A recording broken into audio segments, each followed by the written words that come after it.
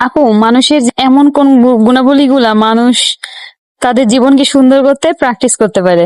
তাই god gifted না, সবার মধ্যে সবকিছু থাকে না, সব গুণাবলী থাকে না, কিন্তু তুমি যদি প্র্যাকটিস করো, তোমার যে যতটুকু আছে সেটা যদি তুমি স্কিল ডেভেলপ করো, তাহলে দেখবা যে তুমি সেটাকে আরো বেশি শানিত করতে পারছো।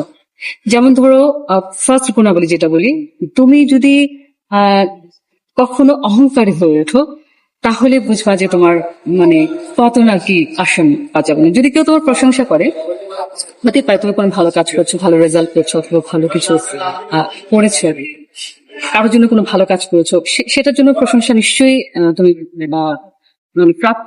প্রশংসা তোমার কেউ করতেই পারে, সেটাকে তুমি এনজয় করো। হ্যাঁ, ঠিক আছে, প্রশংসাকে তুমি রিসিভ করো আর সুন্দরভাবে সেটাকে গ্রহণ করো, কিন্তু এই প্রশংসা যেন তোমাকে কখনো অহংকারী করে না তোলে, এটা সবসময় খেয়াল রাখতে হবে।